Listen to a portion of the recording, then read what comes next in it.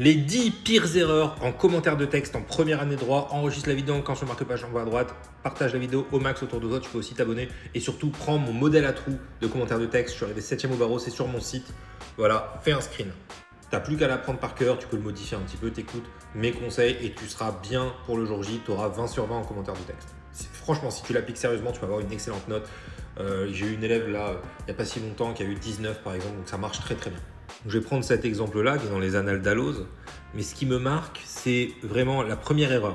Première erreur, faire un plan qui ne correspond pas au texte. Le plan ne doit pas être un plan qui reprend ton cours. Ça pour moi, c'est l'erreur principale.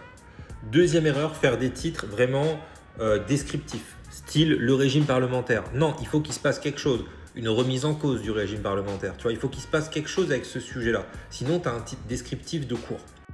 Troisième erreur, il faut qu'aucune de tes sous-parties ne corresponde à une partie de ton cours. Il faut que tu commentes le texte. Quatrième erreur, toujours dans la même idée. Il ne faut pas faire des copier-coller de son cours à l'intérieur du commentaire, sauf 2-3 lignes pour expliquer le texte, mais c'est tout, c'est au service du texte.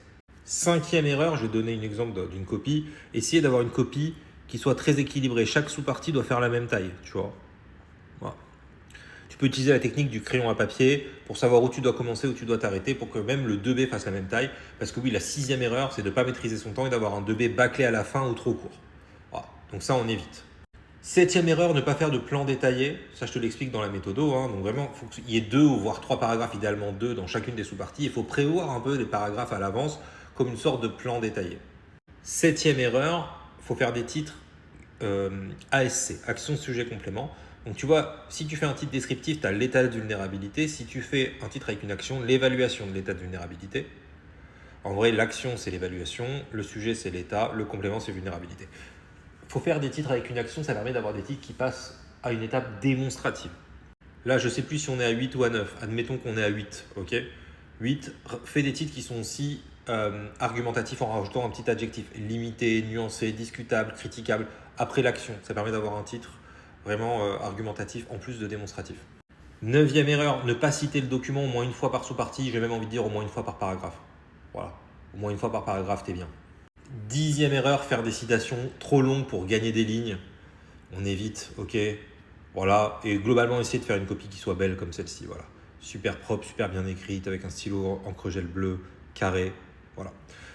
N'hésitez pas à aller prendre ma méthode sur mon site. Je suis arrivé 7e au barreau, je suis passé par la meilleure école d'avocats de France, le FB. Avec cette méthode, vous êtes bien. Il y a des audios explicatifs et tout. Voilà, c'est sur mon site. Faites un screen. Vous pouvez prendre l'option gift pour que vos parents vous l'envoient.